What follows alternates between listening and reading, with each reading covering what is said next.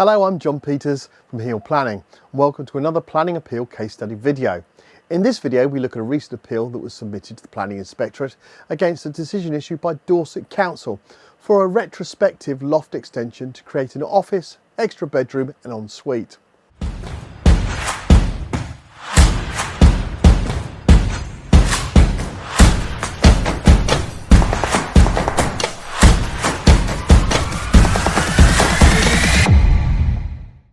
Dorset Council refused this application on the 31st of May after originally validating it on the 22nd of February.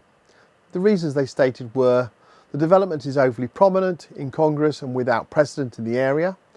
The prominence is due to its elevated position against the original roof, and incongruity being due to the mix of roof types, the harsh box shape, the choice of materials and bulk of the flat roofed element and its position with the gables.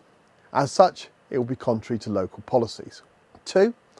By reason of its development, location adjoining the boundary, with number 4, its elevated position, bulk, boxy design and dark colour finish, it is overbearing to that neighbouring dwelling, which has windows serving habitable rooms and an extension yard area below. As such, the development is contrary to local policies. 3. The development does not preserve the setting of the Grade 2 listed house due to its prominence and incongruous appearance, where experiencing this designated heritage asset from its rear. Because of reason refusal 3, we recommended to our client that a professional heritage impact statement is produced to support the appeal. My personal opinion is that a professionally produced heritage impact statement should always be supplied in all cases where a heritage issue is stated. This is not a planning consultant or architect's document to produce, but a qualified heritage expert whose opinion will carry weight with the Planning Inspectorate. The appeal statement for this case that is being shown now was produced specifically to overcome the refusals issued by Dorset Council for this application. As with many of these types of refusals, a lot of the reasons were very subjective and as such require a comprehensive and robust detailed appeal statement. Never underestimate the level of detail needed, covering policies both locally and nationally, and where possible bring other approvals and appeals into that argument. I'll explain later in more detail what and how this is achieved. The Planning Inspector visited the site on the 11th of October and issued a decision on the 28th of October. We're pleased to share that this appeal was successful as detailed in the Planning Inspector's report. If you'd like a free no obligation consultation with myself or one of our planning appeal assessment specialists, telephone 01743 369 911 or email appeals@planningappealsuk.com. This planning appeal was classed as a householder appeal and dealt with by way of written representation. What this means is the appeal has 12 weeks from the refusal date to be submitted to the Planning Inspectorate, taking the decision out of the local authority's control and to be decided by an independent planning inspector.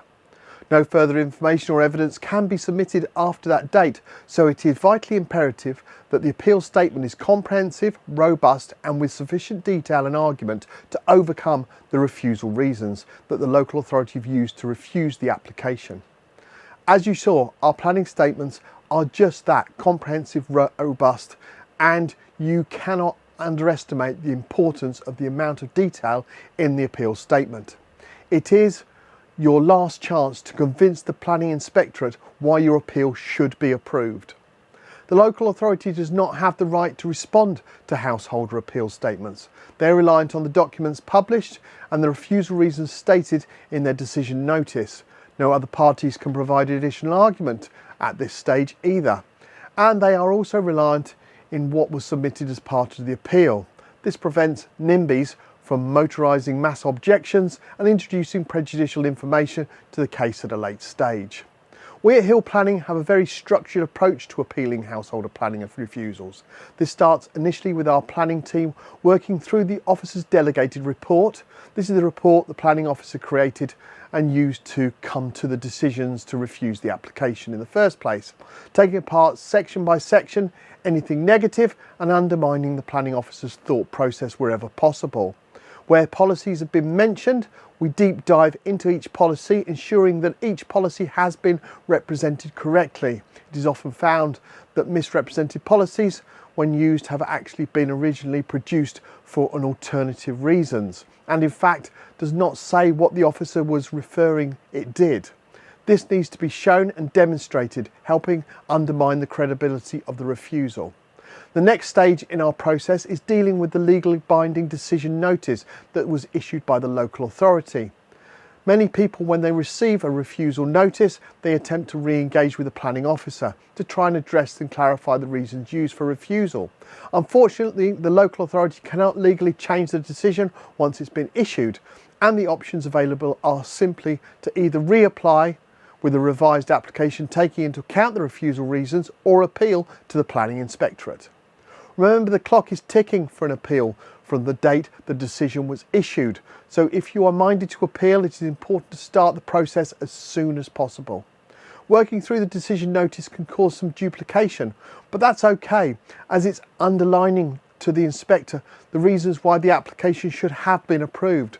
Also, we bring both local and national supporting policies into play, and detailed reasonings as to why the findings of the planning officer were wrong, and in fact this development is normally perfectly acceptable.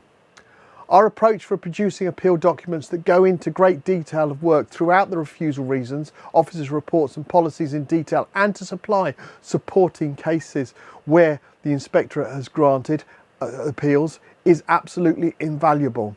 This gives our client, you, your best chance of success.